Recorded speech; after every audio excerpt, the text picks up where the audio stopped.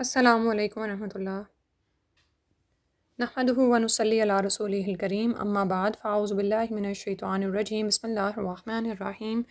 رب اشرح لی صدری ویسر لی امری واحلل عقدۃ من لسانی یفقہوا قولی۔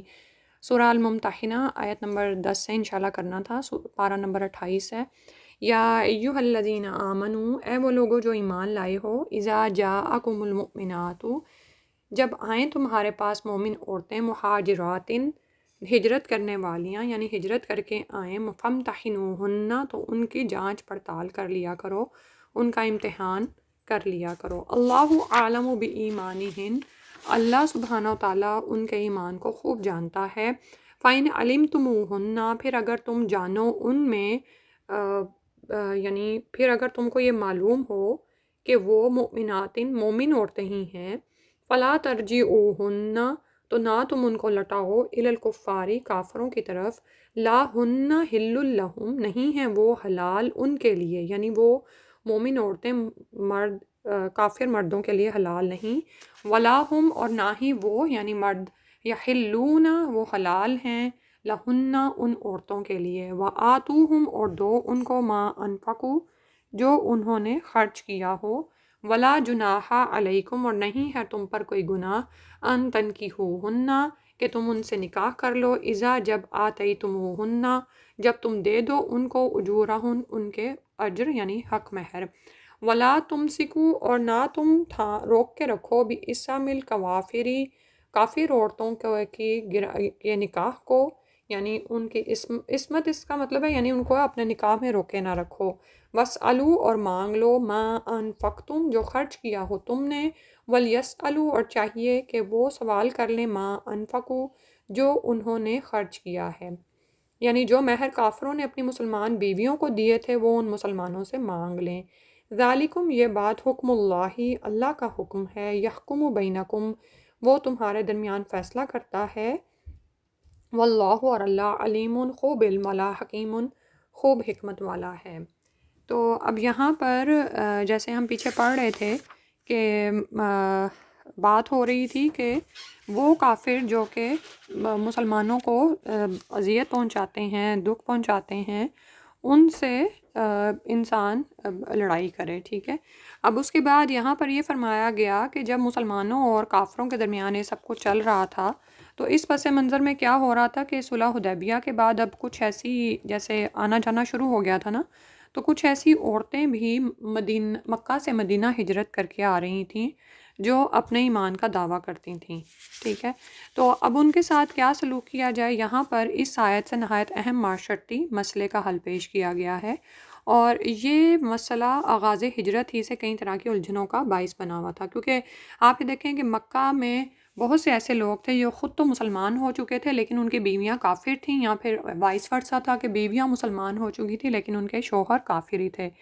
تو ہجرت کرنے سے یہ مسئلہ مزید سنگین بن گیا تھا۔ ہجرت کرنے والوں کی 3 قسمیں تھیں، وہ میاں بیوی جو دونوں مسلمان اور ہجرت کر کے مدینہ آ گئے ہوں، مثلاً یعنی دونوں ہی مسلمان ہیں اور دونوں نے ہجرت کی ہو، جیسے ہے سیدنا عثمان اور ان کی اہلیہ یعنی رسول صلی اللہ علیہ وسلم کی صاحبزادی، تو ایسے لوگوں کا تو کوئی مسئلہ نہیں تھا، اور عموماً ایسے جوڑے آگے پیچھے یا ایک ساتھ مدینہ پہنچ جاتے تھے۔ دوسری طرح کے وہ لوگ تھے کہ مرد مسلمان ہیں اور مدینہ میں بیوی کافر ہے، تو اور وہ مکہ میں ہی رہ گئی ہے، اور دوسرے وہ یعنی جو خامد مسلمان تھے تو وہ خود ہجرت کر کے مدینہ آگے، جیسے عمر رضی اللہ عنہ خود تو ہجرت کر کے مدینہ آگے لیکن ان کی 2 کافر بیویاں پیچھے مکہ ہی میں رہ گئی تھیں۔ تیسرے وہ صورتحال تھی کہ جس میں بیوی مسلمان ہو گئی اور وہ مدینہ میں آ گئی، اور لیکن خامد اس کا کافر ہے جو مکہ میں ہی ہے۔ تو مثال کے طور پر جیسے ہم جانتے ہیں کہ رسول صلی اللہ علیہ وسلم کی بڑی صاحبزادی سیدہ زینب تو مدینہ میں پہنچ گئی تھی، مگر ان کے خامد کافر تھے تو وہ عمر بن عاص مکہ ہی میں رہ گئے تھے۔ تو مردوں کے لیے تو مسئلہ اس لحاظ سے سنگین نہیں تھا کہ وہ دوسرا نکاح کر سکتے تھے اور کر لیتے تھے، مگر عورتوں کے لیے اتنی مدت تک رشتہ ازدواج میں منسلک رہنا بڑا سنگین مسئلہ تھا۔ اور ساتھ ساتھ یہ بھی یاد رکھیں کہ جب کفر جو ہے وہ پھر اسلام اور کفر کے مابین تمیز ہو جاتی ہے نا، تو پھر نکاح ویسے ہی پھر وہ باطل قرار پا جاتا ہے۔ تو جب صلح حدیبیہ ہوئی تو اس کا ایک شرط یہ بھی تھی کہ جو مسلمان مکہ سے مدینہ آئے گا مسلمان اسے واپس مکہ کافروں کے ہاں لوٹانے کے پابند ہوں گے، اور اس شرط کے تحت مسلمانوں نے کافروں کے مطالبہ پر کچھ لوگ لوٹائے بھی تھے۔ اسی دوران جب کلثوم جو کہ ایک عورت تھیں بنت عقبہ ہجرت کر کے مدینہ آئیں تو کافروں نے ان کی واپسی کا بھی مطالبہ کیا، لیکن آپ صلی اللہ علیہ وسلم نے کافروں کے اس مطالبے کو درست تسلیم نہیں کیا۔ اس کی وجہ یہ تھی کہ آپ جانتے ہیں نا کہ بعض اوقات جب معاہدے لکھے جا رہے ہوتے ہیں تو اس میں کوئی لفظوں کی کمی بیشی سے کوئی چیز رہ جاتی ہے، تو اور یہی بات مسلمانوں کے لیے ایک مثبت نقطہ بن گئی کہ تیسری شرط جو کافروں کے لیے لکھوائی گئی تھی، یعنی یہ شرط جو کافروں کے تیسرے اور آخری سفیر سہیل بن عمر نے لکھوائی تھی، وہ ان الفاظ میں تھی الا ان لا یأتیک منا رجل، یعنی یہ کہ اگر ہم میں سے کوئی مرد خواہ وہ تمہارے دین پر ہی کیوں نہ ہو تمہارے پاس آئے تو تمہیں اسے ہمارے طرف واپس کرنا ہوگا۔ تو آپ یہ دیکھیں کہ اس میں مرد کے الفاظ استعمال ہوئے ہیں نا، تو آپ صلی اللہ علیہ وسلم نے صاف کہہ دیا کہ اس شرط کے الفاظ کی روح سے عورتیں از خود مستثنیٰ ہیں، یعنی وہ اس میں نہیں آتی۔ تو اس وقت قریشیوں کی یہ غلط فہمی دور ہوئی، تو ان کو بھی یہ پھر پتہ چلا کہ یہ نہیں ہو سکتا کہ عورتیں ہماری طرف سے چلی جائیں تو ہم ان کو بھی واپس لے آئیں گے۔ تو ان آیات میں ایسی ہی مہاجر عورتوں کے ازدواجی مسائل کا حل بتایا گیا ہے کہ اور فرمایا کہ اے وہ لوگوں جو ایمان لائے ہو، جب تمہارے پاس عورتیں ہجرت کر کے آ جائیں، اذا جاءکم المؤمنات مہاجرات فامتحنوہن، تو تم ان کا امتحان کر لو، ان کی جانچ پڑتال کر لو، اور جانچ پڑتال تو کوئی انسان کسی کی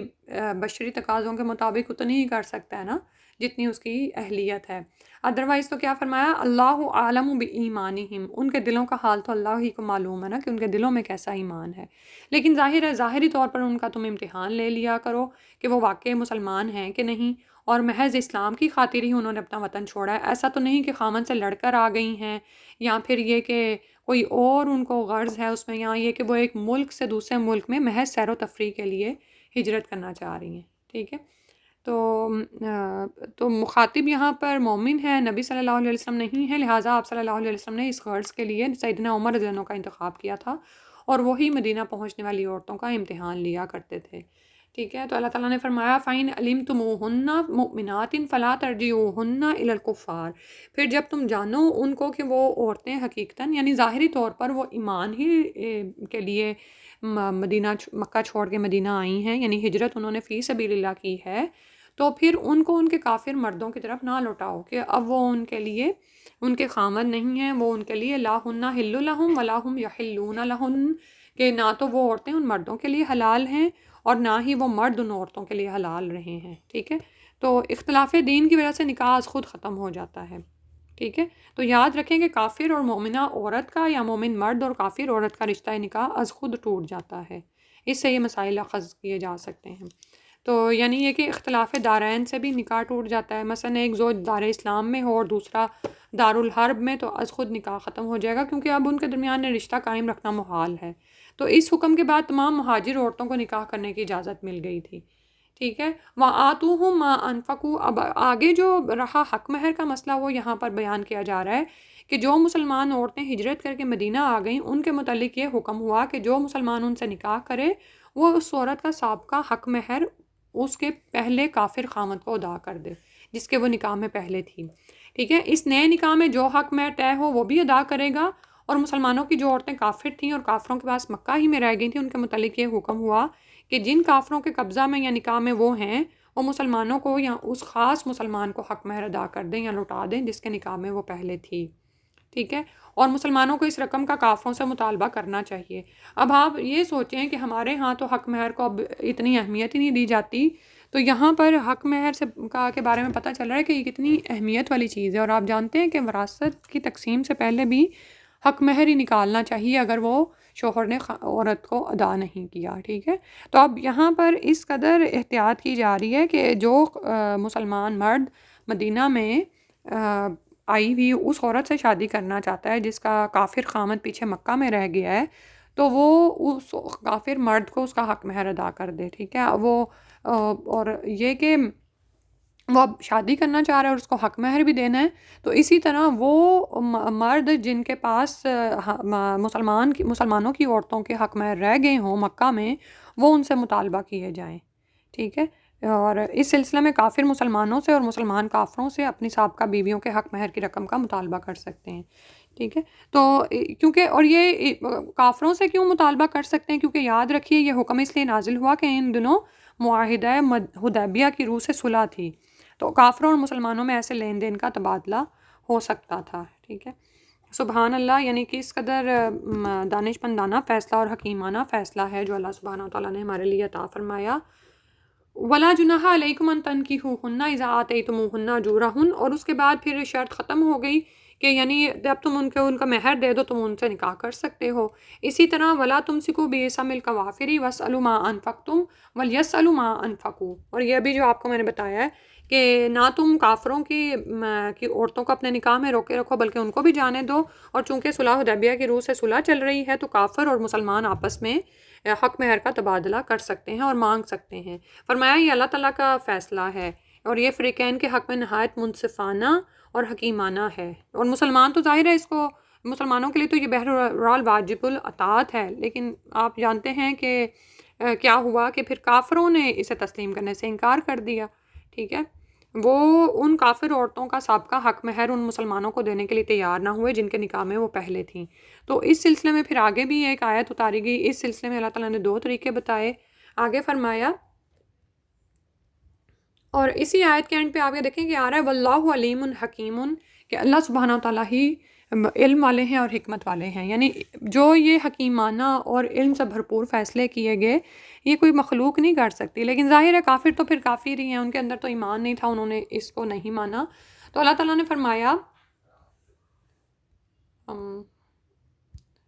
فَإِن فَاتَكُمْ، پھر اگر تمہارے ہاتھ سے نکل جائے شیئن کچھ چیز من ازواجکم تمہاری بیویوں میں سے الی الکفار کافروں کی طرف فعاقبتم تم بدلہ لو، یعنی تمہاری جب باری آئے تو فآتوا الذین ذہبت ازواجہم تو تم دے دو ان کو جن کی چلی گئیں بیویاں مثل ما انفقوا برابر اس کے جو انہوں نے خرچ کیا، واتقوا اللہ الذی انتم بہ مؤمنون اور ڈرو اللہ سے جس پر تم ایمان رکھتے ہو، ٹھیک ہے۔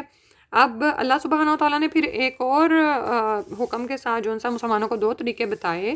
کہ مسلمانوں کو اس رقم کی ادائیگی کیسے ہو سکتی ہے جو انہوں نے اپنی کافر بیویوں کو دی ہو، اور یہ دونوں طریقے عاقبتم سے نکالے گئے ہیں۔ اس کا ایک مفہوم تو ترجمے میں واضح ہے کہ ایسے مسلمانوں کو ان کا حق اموال غنائم سے، اور اگر ایسا نہ ہو تو بیت المال سے ادا کر دیا گیا ہے، ٹھیک ہے۔ عاقبتم میں معنی بن رہا ہے نا کہ جب تمہاری باری آئے یا تمہارا داؤ لگے، یعنی تمہارا ہاتھ لگے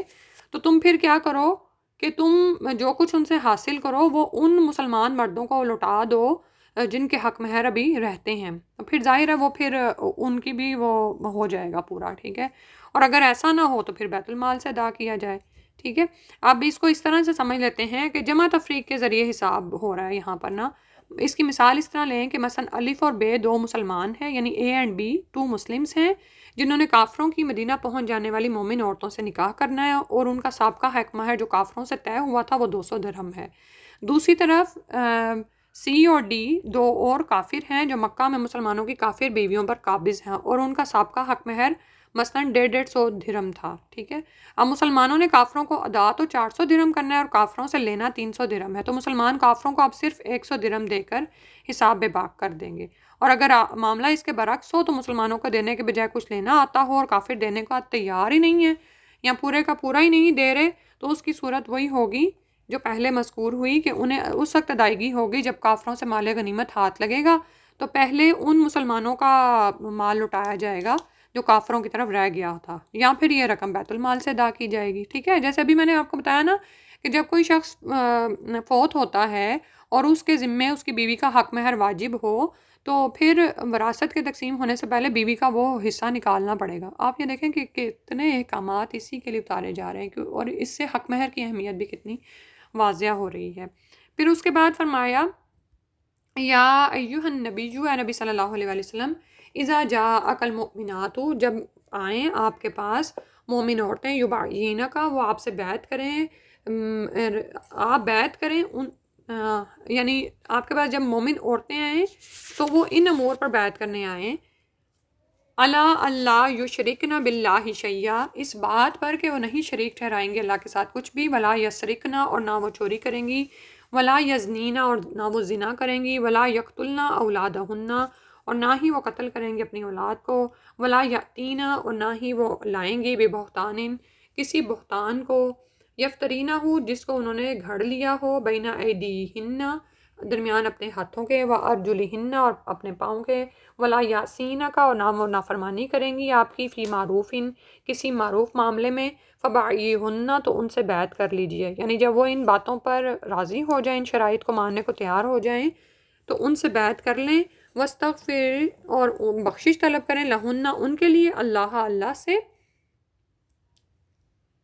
ان اللہ غفور الرحیم، بے شک اللہ سبحانہ تعالیٰ بہت بخشنے والا، رحم فرمانے والا ہے۔ تو اس آیت میں نبی صلی اللہ علیہ وسلم کو فرمایا گیا ہے کہ پہلے تو حق مہر اور اس کے معاملات اور نکاح کے معاملات کی وضاحت کی گئی، اس آیت میں یہ فرمایا جا رہا ہے کہ جب مہاجر عورتیں آ جائیں تو یا عام مسلمان عورتیں، تو اب ان سے بیعت کا حکم ہوگا، اور یہ بیعت صرف رسول صلی اللہ علیہ وسلم لیں گے، کیونکہ آپ ہی اس آیت کے مخاطب ہیں، اور جن گناہوں سے اجتناب کرنے کو کہا گیا ہے وہ بیان کیے گئے ہیں، اور وہ سب ہم دیکھتے ہیں کہ سب کبیرہ گناہ ہے۔ ان میں سب سے بڑا تو شرک ہے، جو بالخصوص اللہ کے حکم سے تعلق رکھتا ہے، اللہ کے حق سے۔ دوسرے سب گناہ حدی جرائم ہیں اور حقوق العباد سے تعلق رکھتے ہیں، ٹھیک ہے۔ اور ان 5 گناہوں میں سے صرف شرک کے علاوہ باقی 4 گناہ ایسے ہیں جن پر حد بھی لگتی ہے، تو یہ وہ گناہ ہیں جن کا ذکر قرآن میں آیا ہے، اور اس کے علاوہ بھی کئی ایسے گناہ کے امور تھے جن سے بچنے کا کے حکم پر آپ صلی اللہ علیہ وسلم بیعت لیتے تھے، ان کا ذکر حدیث میں آیا ہے، اور یہ سب جرائم یاد رکھیے کہ ایسے ہیں جو کہ عرب میں رواج تھا ان کا نا، اور ان سے پھر ان کو روکا گیا، ٹھیک ہے۔ اب یہاں پر جو ان سے پہلی بات تو یہ اللہ یشرکنا باللہ شیئا، پہلی بات جس کا تعلق اللہ تعالیٰ کے حق سے ہے کہ اللہ کے ساتھ کسی کو شریک نہ ٹھہرائیں گی۔ دوسری بات چوری، زنا، اپنی اولاد کو قتل کرنا اور بہتان باندھنے کے بارے میں آ رہی ہے، تو آپ یہ دیکھیں کہ چوری پر ہاتھ کاٹنے کی حد ہے، زنا پر کوڑے یا سنگساری کی، قتل اولاد پر قتل ہے یا دیت دی جائے گی، اور بہتان تراشی پر 80 کوڑے یعنی قذف کا جو ان سے حکم ہے، ٹھیک ہے۔ اور اس کے علاوہ فرمایا لا یاسین کا فی معروف، اور نہ وہ آپ کی معروف میں نافرمانی کریں گی، ٹھیک ہے، تو پھر ان سے آپ بیعت لے لیجئے۔ تو ہم اب یہاں پر جو گناہ بتائے جا رہے ہیں، آپ یہ دیکھیں کہ جو چوری ہے اس سے روکا گیا، ٹھیک ہے، زنا سے روکا گیا، اور کیونکہ یہ وہاں پر عام تھے، یہ نعوذ باللہ یہ منکرات اور یہ گناہ کے کام، تو اور اسی طرح اپنی اولاد کو قتل کرنے سے، اب وہ چاہے پیٹ کی اولاد ہے، چاہے پیدا ہونے کے بعد ہے، جو بھی ہے، اور یہ بھی آپ جانتے ہیں نا کہ وہاں پر جاہلیت میں رواج تھا کہ آر کی وجہ سے لڑکیوں کو زندہ درگور کر دیتے تھے، بعض اوقات فقر و فاقہ کے خوف کی وجہ سے لڑکیوں کے علاوہ لڑکوں کو بھی مار ڈالتے تھے، اور اس میں پھر اسقاط حمل بھی شامل ہے، خواہ یہ جائز حمل کا اسقاط ہو یا ناجائز حمل کا، نعوذ باللہ من ذالک، اللہ سبحانہ وتعالیٰ ان تمام ایسے کاموں سے بچائے۔ تو بات تو یہ جاہلیت کی ہو رہی ہے، لیکن ایسے لگتا ہے کہ جیسے آج بھی تو ہم کتنے اندھیروں میں پڑ گئے ہیں نا، ٹھیک ہے، اور ان چیزوں کو پھر نعوذ باللہ پھیلا کے اور ان کی تشہیر کر کے، اور ڈاکٹرز بھی بیچ میں انوالو ہوتے ہیں، اور اس کو ایک معمول کی چیز نعوذ باللہ بنا لیا گیا ہے، حالانکہ اتنا بڑا گناہ ہے کہ ان شرطوں پہ بیعت لی جا رہی ہے کہ اپنی اولاد کو قتل نہیں کریں گی، اور پھر کہ بہتان نہیں باندھ کے لائیں گی۔ تو ایک تو مشہور و معروف ہے نا اس میں کہ کوئی عورت دوسری عورت پر بہتان لگائے، اور خاص طور پر جنسی خواہش کے لیے نا، ٹھیک ہے، کہ ایک عورت کو کسی غیر مرد سے آشنائی کا الزام لگا دے، جسے عموماً تہمت بھی کہا جاتا ہے، ٹھیک ہے، اور یا پھر یہ کہ خود زانیہ ہو اور بچہ کسی دوسرے کو منسوب کر دے نعوذ باللہ، یا پھر یہ کہ کسی کی اولاد لے لے اور اس کو مکر و فریب سے اپنی طرح منسوب کرے، کسی بھی طرح کا بہتان اس میں جو ان سے وہ شامل ہے۔ اور یہ بھی یاد رکھیے کہ رسول صلی اللہ علیہ وآلہ وسلم ہاتھ نہیں چھوتے تھے، ویسے بیعت لیتے تھے عورتوں سے، ٹھیک ہے، اور مردوں کی بیعت بھی ظاہر ہے یہ معروف کام کرنے اور گناہ کے کام چھوڑنے پر ہوتی تھی، اور اس کے علاوہ خاص طور پر ایمان اور جہاد پر بیعت لی جاتی تھی مردوں سے۔ تو اور مردوں سے بیعت لیتے وقت تو نبی صلی اللہ علیہ وسلم کا طریقہ یہ تھا کہ بیعت کرنے والا اپنا ہاتھ میں دے کر، نبی صلی اللہ علیہ وسلم کے ہاتھ میں دے کر عہد کرتا تھا، لیکن عورتوں کے لیے یہ طریقہ نہیں تھا، آپ صلی اللہ علیہ وسلم نے کبھی کسی عورت کے ہاتھ کو نہیں چھوا،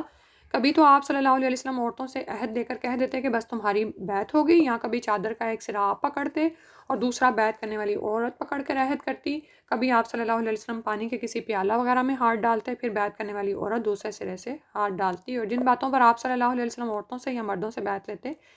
وہ ابھی جیسے آپ کو بتایا ہے، ٹھیک ہے۔ اور اس کے علاوہ احادیث میں بھی کچھ چیزیں آتی ہیں، اور جو کہ ہم ایک حدیث یہاں پر پڑھتے ہیں، سیدہ ام عطیہ رضی اللہ عنہا کہتی ہیں کہ ہم نے آپ صلی اللہ علیہ وسلم سے بیعت کی تو آپ صلی اللہ علیہ وسلم نے یہی آیت سنائی، پھر ہم کو مردے پر نوحہ کرنے سے منع فرمایا۔ ایک ہی شرط پر بیعت لی گئی ہوئی ہے، ٹھیک ہے۔ تو ایک عورت، یہ خود ام عطیہ ہی تھیں، انہوں نے اپنا ہاتھ روکے رکھا اور کہنے لگی فلاں عورت نے نوحہ کرنے میں میری مدد کی تھی، میں اس کا بدلہ اتار لوں۔ یہ سن کر آپ خاموش رہے، وہ چلی گئی، پھر نوحہ کر کے واپس آئی تو آپ صلی اللہ علیہ وسلم نے اس سے بیعت لے لی، ٹھیک ہے۔ اور پھر یہاں پر پھر فرمایا جا رہا ہے کہ وَاسْتَغْفِرْ لَهُنَّ اللَّهُ، وہ بھی اللہ تعالیٰ سے اپنے گناہوں کی مغفرت طلب کریں گی، اور آپ بھی ان کے لیے اللہ تعالیٰ سے بخشش مانگیے، بے شک اللہ تعالیٰ بہت بخشنے والا، رحم کرنے والا ہے، ٹھیک ہے۔ تو پچھلے جو بھی گناہ ہیں اللہ سبحانہ وتعالیٰ، جو بھی کوتاہیاں ان سے ہوئیں، یا آئندہ بھی اس عہد میں اگر کوئی اس کی تعمیل میں کوئی کمی رہ جائے تو اللہ تعالیٰ انہیں معاف فرما دے۔ تو سبحان اللہ، استغفار پڑھ کر جب انسان معافی مانگتا ہے تو اللہ تعالیٰ کس طرح انسان کے گناہوں کو معاف کر دیتے ہیں، ٹھیک ہے۔ تو آپ یہ بھی یاد رکھیں کہ یہاں پر جو بیعت کا ذکر ہو رہا ہے نا، یہ باقاعدہ مسنون بیعت ہے، یہ نبی صلی اللہ علیہ وسلم نے جس طرح کی تھی اسی طرح ہی ہو رہی ہے، اور یعنی آج جو غیر مسنون طریقے پر بیعت ہوتی ہیں اور بعضوں کا جو ان سے معصیت کے کاموں پر بیعت لے لی جاتی ہے، وہ نہیں کرنا، ٹھیک ہے، کیونکہ ایک متفقن علیہ روایت ہے جس میں آتا ہے لا طاعت فی معصیتی انما الطاعت فی المعروف،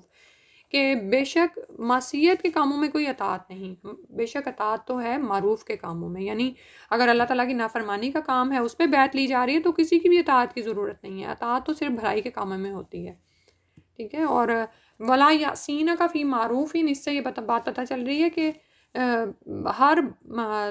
قرآن و حدیث کی جو بھی بات ہے، اور یہاں پر آپ صلی اللہ علیہ وسلم کے لیے کہا گیا تو آپ صلی اللہ علیہ وسلم کی ہر بات واجب الاتباع ہے، اس کا ذکر چاہے قرآن میں ہو یا نہ ہو، اگر نبی صلی اللہ علیہ وسلم نے اس کا حکم دے دیا، اور ظاہر ہے آپ جو بھی کہتے تھے وہ وحی الہی میں صحیح ہوتا تھا، خواہ وہ قرآن میں آیا ہو یا نہ آیا ہو، ٹھیک ہے۔ اگر تو وہ قرآن میں آیا ہے تو وہ وحی مطلوع ہے جس کی تلاوت کی جاتی ہے اور وہ قرآن کا حصہ ہے، اور اگر وہ قرآن میں نہیں آیا تو وہ حدیث ہے جو کہ وحی غیر مطلوع ہے، ٹھیک ہے۔ تو یہ ساری باتیں یہاں پر ہمیں الحمدللہ پتہ چلتی ہیں، ٹھیک۔ اور اللہ سبحانہ وتعالیٰ ہم سب پر رحم فرمائے۔ پھر اس کے بعد اگلی آیت میں فرمایا، یہ تفسیر اس کے ساتھ ساتھ چل رہی ہے، یا ایھا الذین آمنوا، اے وہ لوگوں جو ایمان لائے ہو، لا تتولوا، نہ تم دوست بناؤ، قوماً ایسی قوم کو، غضب اللہ علیہم، کہ ناراض ہوا ہو اللہ ان پر، قد یئسوا، تحقیق وہ مایوس ہو گئے، من الآخرۃ، آخرت سے، کما یئس الکفار، جیسا کہ مایوس ہوئے کافر، من اصحاب القبور، قبر والوں سے۔ تو یہاں پر اس آیت میں فرمایا جا رہا ہے کہ اے ایمان والو، نہ تم دوست بناؤ اس قوم کو جس پر اللہ تعالیٰ غضبناک ہوا ہے، ٹھیک ہے۔ یعنی جیسے سورت کا آغاز ہی اس بات سے ہو رہا تھا نا کہ محبت کے دلی تعلقات کافروں سے قائم نہ کیے جائیں، ٹھیک ہے۔ اور پھر بتایا کہ یہ کافروں کا تو حال ہے کہ یہ آخرت سے ایسے مایوس ہیں جیسے قبر والوں سے، جیسے قبر والے دوبارہ جی اٹھ کے واپس نہیں آ سکتے، اسی طرح سے ان کا بھی جو سا ہے ایمان نہیں ہے کہ یہ آخرت میں پہنچیں گے، یعنی دوبارہ جی اٹھنے پر ان کا ایمان نہیں ہے، نہ تو ان کا آخرت پر ایمان ہے اور نہ ہی قبروں سے مردوں کے دوبارہ جی اٹھنے کا، ٹھیک ہے۔ تو اور یہاں پر مایوسی کیا ہے کہ اس کا دوسرا مطلب جو نکل رہا ہے وہ یہ ہے کہ جو کافر قبروں میں پہنچ چکے ہیں ان پر تو حقیقت حال کھل کر سامنے آ چکی، اور آخرت میں وہ اللہ کی رحمت اور مہربانی سے ایسے ہی مایوس ہو چکے ہیں جیسے آخرت کے قیام سے مایوس ہیں، ٹھیک ہے۔ تو کافر دوبارہ جی اٹھنے پر ایمان نہیں رکھتے، جبکہ ہم جانتے ہیں کہ قبر کی زندگی تو محض عارضی جدائی ہے، اس کے بعد اٹھنا ہی ہے۔ تو اور یہاں سے ہمیں یہ بات بھی سمجھ لگ رہی ہے کہ جب کوئی آخرت سے مایوس ہوتا ہے، یعنی اس کو یہ یقین ہے کہ بھئی آخرت میں تو مجھے کچھ ملنا نہیں اور نہ میں نے دوبارہ جی اٹھنا ہے، تو پھر ایسا شخص دنیا میں کتنا زیادہ کھو جاتا ہے نا. ٹھیک ہے، تو ان لوگوں کی طرح انسان نہ ہو جائے جو کہ آخرت سے مایوس ہو گئے اور دنیا میں ہی کھو گئے، بلکہ انسان مومن کا تو معاملہ یہ ہے کہ وہ اپنا ہر کام آخرت کو یاد رکھ کے کرتا ہے، آخرت کو سامنے رکھ کے کرتا ہے. ٹھیک ہے، اور کافروں کا تو یہ حال ہے کہ جیسے کوئی قبر میں جانے کے بعد واپس نہ آئے، نا امید ہے ان کی کہ واپسی ہو، اسی طرح کافر آخرت سے مایوس ہیں کہ جنت کی طرف نہیں جا سکیں گے. اللہ سبحانہ وتعالی ہمیں ان آیات کو سمجھنے کی اور اس کے مطابق عمل کرنے کی توفیق عطا فرما دے. تو ان آیات کی تلاوت سن لیتے ہیں.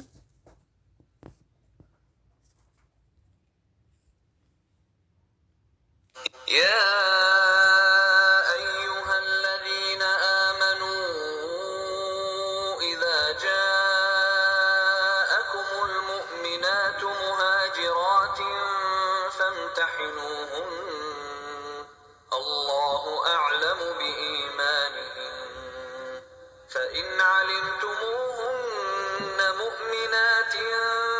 فلا ترجعوهن إلى الكفار لا هن حل لهم ولا هم يحلون لهم وآتوهم ما أنفقوا ولا جناح عليكم أن تنكحوهن إذا آتيتموهن أجورهن ولا تمسكوا بعصم الكوافر واسألوا ما أنفقتم وليسألوا ما أنفقوا ذلكم حكم الله يحكم بينكم والله عليم حكيم. وإن فاتكم شيء من أزواجكم إلى الكفار فعاقبتم فآتوا الذين ذهبت أزواجهم مثل ما أنفقوا واتقوا الله الذي أنتم به مؤمنون. يا أيها النبي إذا جاءك المؤمنات يبايعنك على أن لا يشركن بالله شيئا ولا يسرقن ولا يزنين ولا يقتلن أولادهن ولا يأتين ببهتان يفترينه بين أيديهن وأرجلهن ولا يعصينك في معروف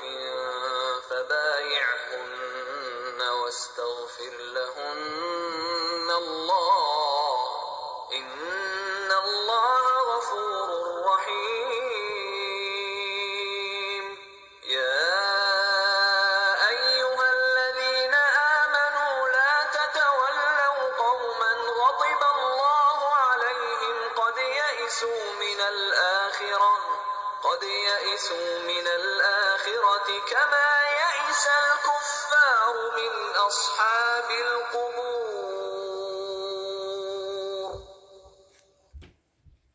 سبحانک اللہم و بحمدک نشہد ان لا الہ الا انت نستغفرک و نتوب الیک. السلام علیکم ورحمۃ اللہ.